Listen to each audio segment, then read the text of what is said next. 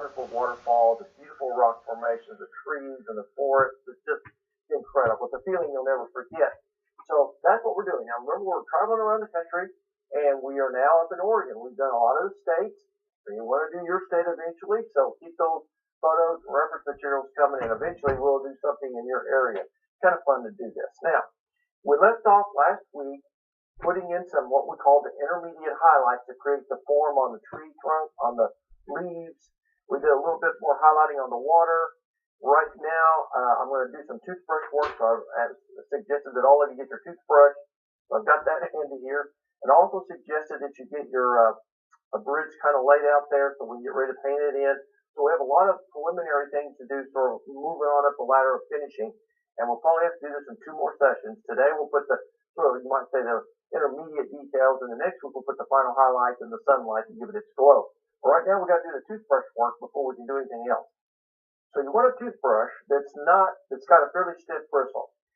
And when you do this misting with a toothbrush, you can also use it for little dust particles or dirt clods. You can use it for snow. There's different ways to work the toothbrush to make it work. So let me show you how this happens. Obviously, you have your toothbrush, a little bit of water. You come down here and you take your gesso and you just roll it around like this. Now, here's the mistake a lot of people make. You've got to really work. See, I'm working it like this. Work it into your brush really well. Get it soupy enough that it will splatter off nicely. But let me show you the mistake. When you load it like this, if you just start splattering, you're going to make big blobs. Now remember, we want a fine mist. So let me show you some things here. If you take your finger, and by the way, take your finger like this, your forefinger, and run across it like this.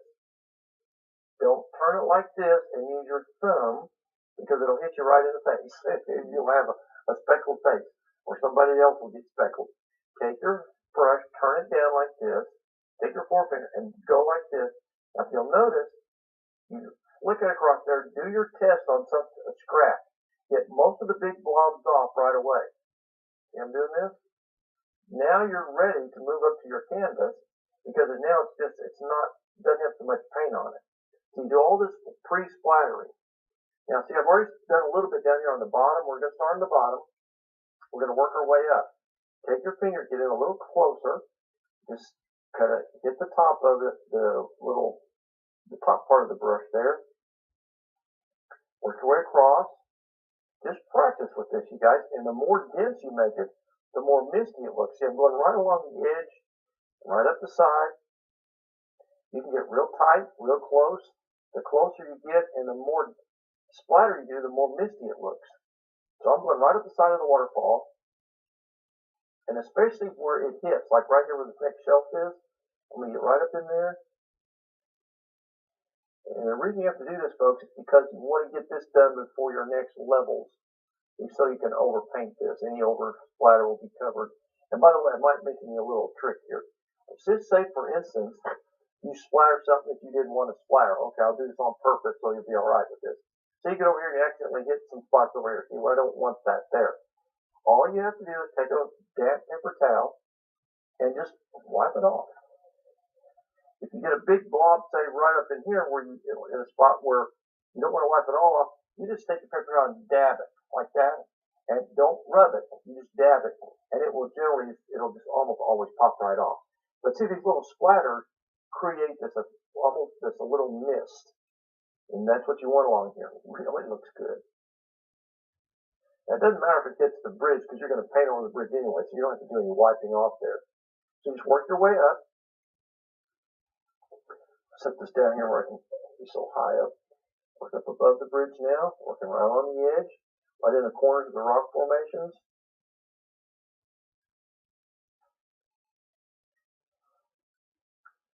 Go down below the bridge. I'm going to try to get more to the center of the waterfall. I'm going to go right over here.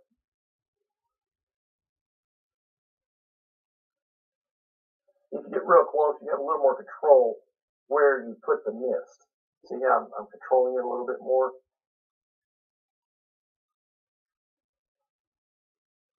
Go out just a little bit into the rock formations and close towards the trees. And again, if you reload, be sure you test it first, or you get too many big blobs. Now, big blob would be okay if you're doing snow, or you know, like I have a couple of students right now doing some rodeo scenes. They're kind of cool, where the horses are kicking up and the bulls are doing a barrel rider, and it's kicking up these dirt clods. Well, the bigger clods work really good. Now, you obviously don't want stuff in the sky, so you want to control that.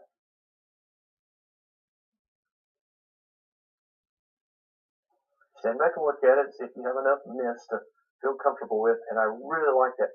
Now, of course, we're going to brighten up the waterfall one last time. That'll be the real bright, thicker paint that gives it that pop. But right now, we're not worried about that. All right, now that we've got that done, let's go in here and let's block in our bridge. Now, what I did between our sessions was I just kind of made a rough sketch of it. Let me show you what it looks like. I think I've got a closer up. Yeah, here we go. Let's take a look at it here. This bridge right here, it's got the big arch. It's got some smaller oval arches underneath on each side, and then some little vertical railings. And you can kind of, you're going to just add libbits. You're not going to really make it per se look just like that, but you do want the basic structure, so that's what it is. So I took my charcoal. You can use your white Conte pencil if you want to, but I'll go in here like this. So I've got there. Part of that's going to be covered anyway with your trees. I want to get this shaped a little better. Just be sure this is fairly level. If it's got a little angle to it, it won't hurt a little bit, but just don't get it too angled. Okay, put one arch there, an arch there, and another arch there. So those are the arches underneath it. And then we have there's a major post right there, support. There's one on this side right there. And it's just a little railings and so forth. So just kind of get a rough sketch. Now, I like to go to one of my smaller, like the number 4 chisel edge synthetic brush. And what we're going to do here is we're going to block it in sort of in a darker tone first. So let's see what we got here. Let's go down here and see this gray we have. Now, if you don't have that, just take blue and brown, the umber, and make a dark gray.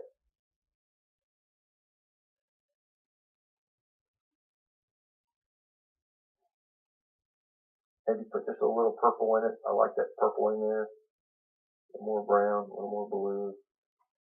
Pretty much like the color we use for the rocks. Get it creamy enough that you can make it work. Okay.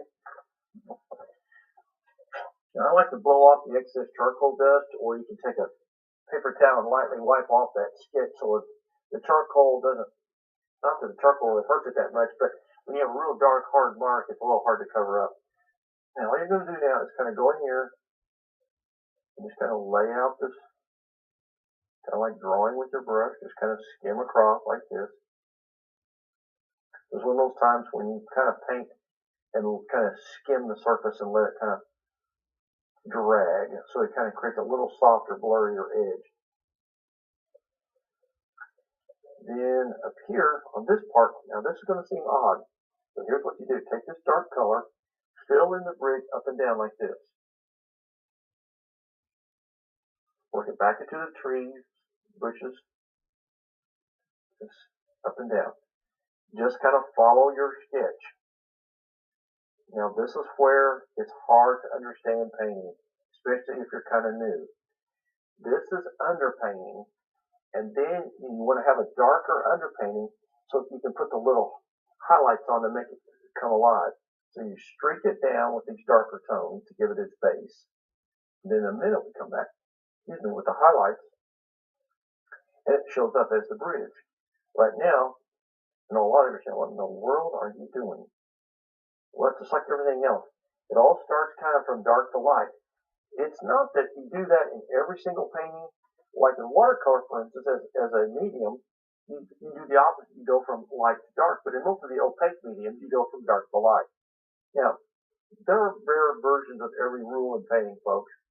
But my job as a teacher is to give you basic concepts of composition, design, perspective, color mixing, values, all those different things and then you kind of adapt them to fit the circumstances. And right now, that's what we're doing here. We're just kind of blocking this in, get a little darker background. I want it to be a vertical stroke so it'll look good when we're finished. And you want this edge to be fairly straight. So when you want to stand back and look at that, make sure it's straight. You also want to block in these little archways. They're a little darker.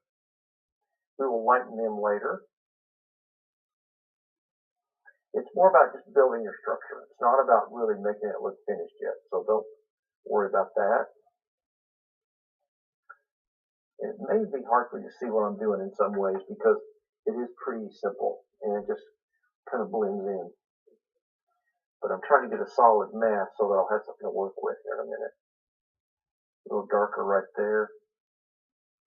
And what's neat about these brushes, they're flexible. They bend easy. So you can create all kinds of effects. Alright, I think we just about got this underpainted enough.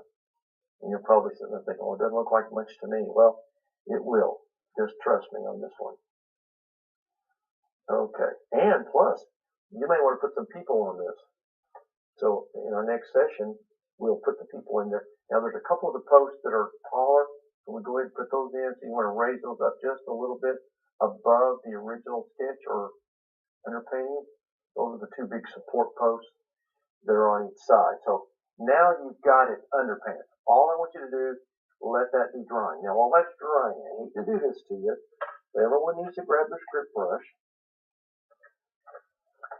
And many of you that have been watching the show now for many years know exactly what's getting ready to happen.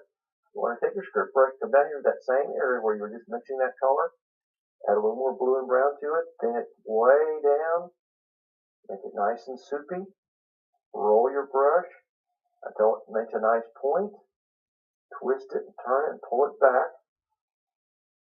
Now we'll come up here and start blocking in some of the tree trunks. Alright, so I'm going to pull this board so I can see it. And some of the limbs, so like up in here for instance now. Now I'm not ready for a whole lot yet. I want to get that just a little bit soupy. See, the key to this, you guys, is the soupiness. If you don't get it soupy, it won't work.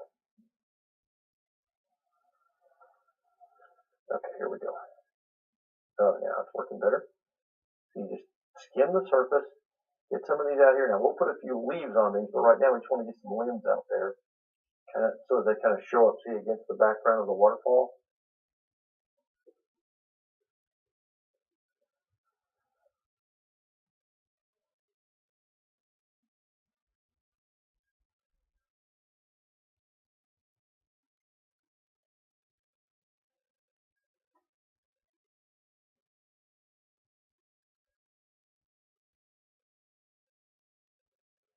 Put them all through. You can see them coming up and around. Any place you can see a little negative space where this darker value of tree limb will show up against the background, put it in. You can also put some light colored ones in a little bit later.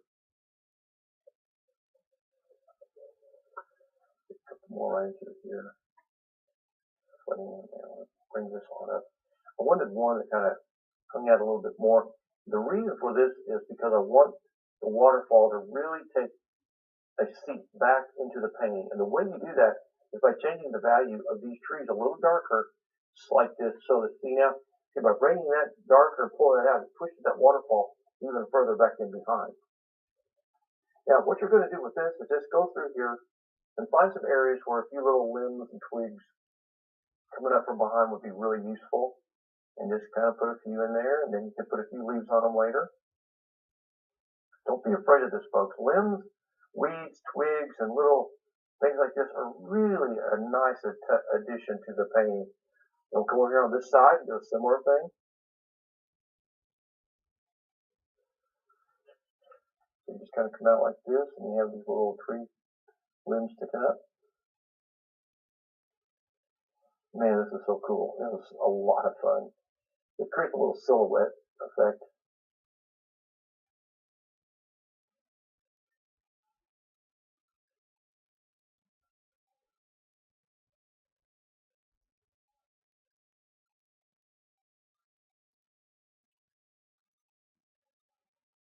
See, every time you do something now, you create a little contrast.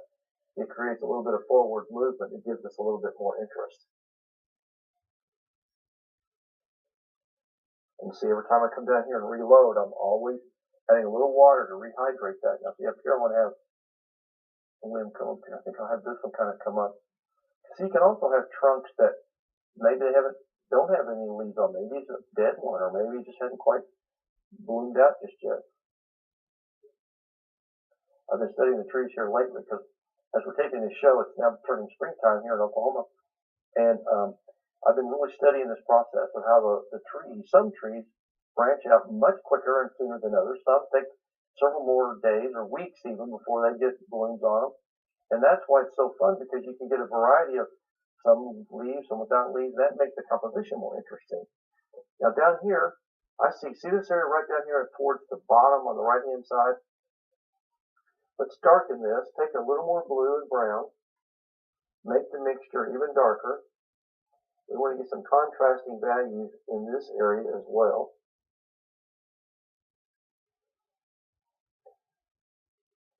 But I just want this much darker, so it'll show up a little bit better.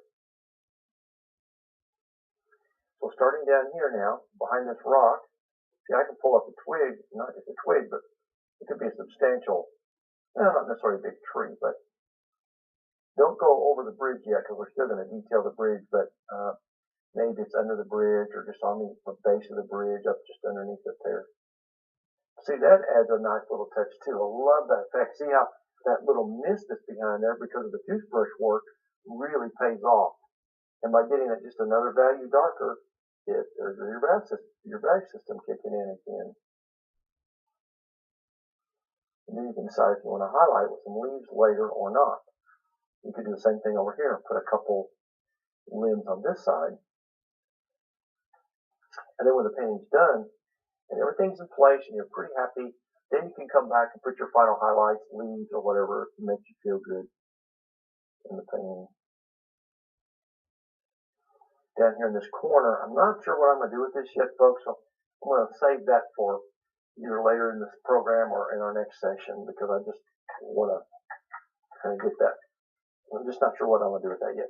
Now, this should be dry enough here that we can go ahead and get started on this. I think the first thing I'm going to do is switch to my number 4 round sable brush. Now, most of you are familiar with these. These are the little round sables. This is a number 4. You can get these in a round or a flat. And so I'm going to go ahead and take the round one. I'm going to go down here now. I'm going to take a little bit of the white, a little bit of the gray, and I'm going to make sort of a dull whitish gray that'll pop out against this background up here. You don't want it to be too white. But if you'll notice, the color of this bridge, where did I put here it is, it's kind of a dull, dingy gray. See the gray tint? All right. So all you're going to do now is, let's put the arches in first. So just kind of fill in the arches.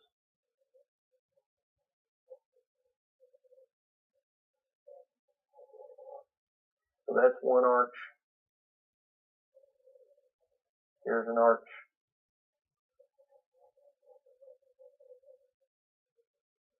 Arch. And, if you don't have your arches quite right, don't worry about it. Because remember, you're just kind of suggesting this stuff.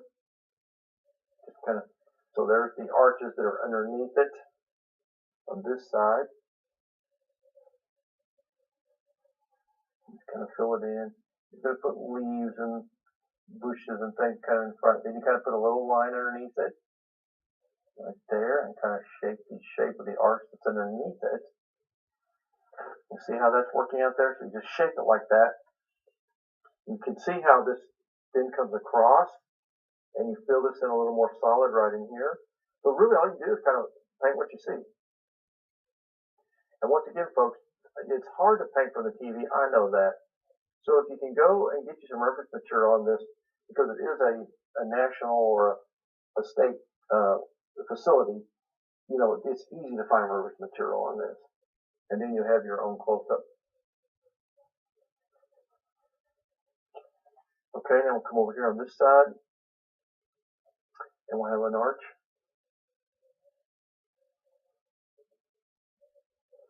And you can see how I don't get too concerned about perfection at this stage.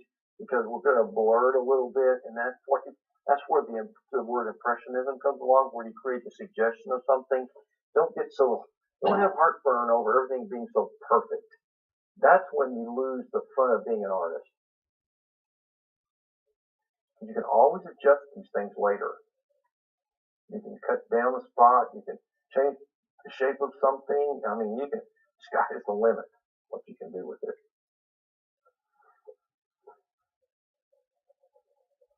And scrub that in there a little bit there. Clean it up a little. And it's really going to get exciting here now.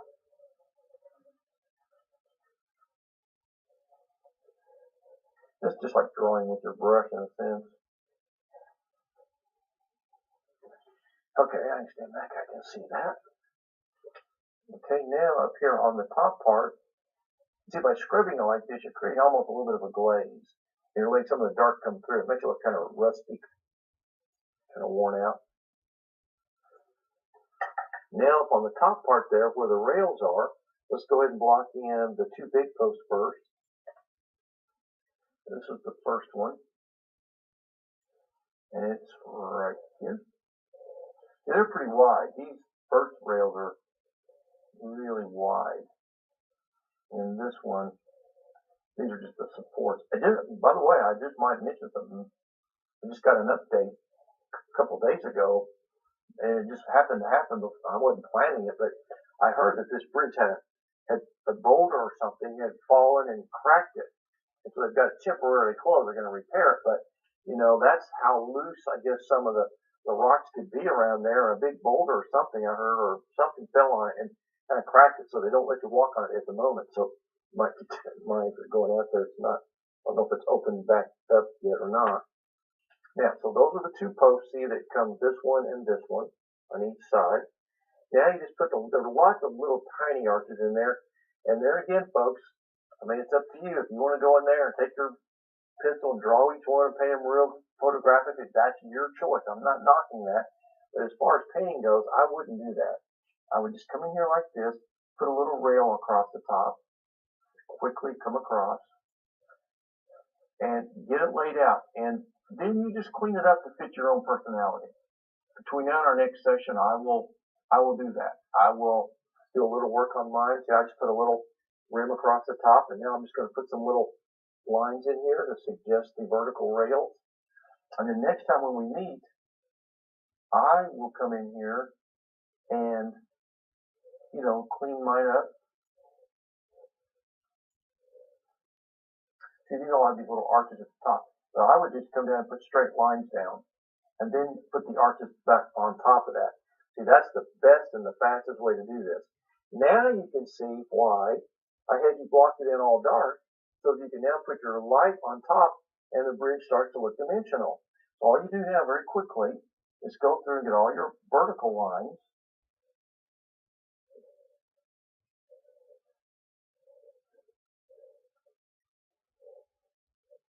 All the way across. Then you come back and put the little arch on top of them.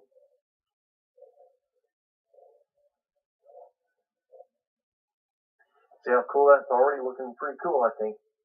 But you still need to clean it up. What I mean by that, you just block it in first, then you go back and say, okay, now I got to straighten this or straighten that. And then you can put your little arch and see, now each one of these has a little arch on the top. I think you need to put that on there because that's indicative of this particular bridge. So that's what you'll be doing. I'm just telling you what you probably should be doing. And then if you mess up one of the arches, take some of the gray, open up the pocket a little bit or change it. So because you've got both values now, the light value and the dark value, you can play with it until you get it like you want it. So again, just for the sake of time on the TV show, I'm not going to do all that finished work right now. I'll do a little of that between sessions. See, I've got enough water here that just see how quickly and easy that slides. And I'm just ad-libbing this because I'm not drawing these out with a ruler and a pencil.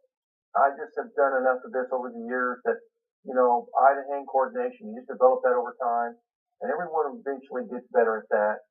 And it's kind of going back in there in the bushes. So there's my bridge blocked in at this point. Now, as usual, we're about to run out of time. So what I'll do is I'll go in there and I'll clean my bridge up, put the little arches on there. And then in our next session, folks, We're going to re-highlight the water. We're going to start putting the brighter highlights on the leaves. And we're going to put some people walking along that bridge, okay? That'll be kind of fun. Well, let me show you one little thing here. We're going to get back to the water real quick. Now, I want you to go back to your number 6 chisel edge brush. Now, this is critical. I'm getting ready to show you. This is something I want you to kind of think about between now and our next session or even work on. Just take pure white. A little water, pure white. Go up here to your dabble board. I like to use my dabble board for this. Get the paint on pretty thick. Take it and say, let's start here. Tap it like this to where see how it creates a nice. I mean, we want this paint on really thick, you guys. See how thick that is and how bright that is? Then you gently pull down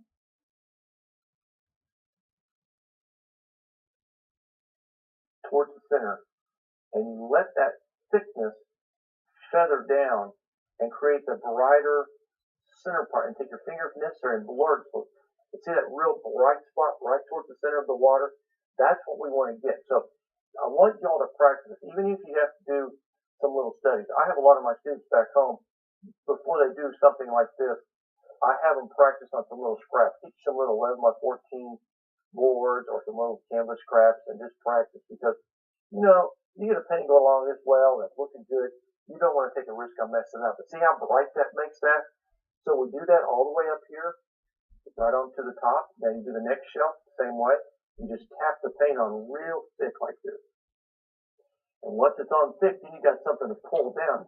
If you don't put the paint on thick enough, folks, it won't work. I warn you about that. Get the paint on very, very thick. And when it hits the edge of the rocks, it kind of goes up the side of the rock a little bit. Well, as usual, we're about to run out of time. So what I'm going to have you do is work on your bridge. Try to get a little bit of this practice on this water done, or at least get some of it done. And we'll finish this up next week. So God bless you, stay inspired, and I promise to see you right here real soon on another session of Paint This and Jerry Arnett at the Arnett School of Art.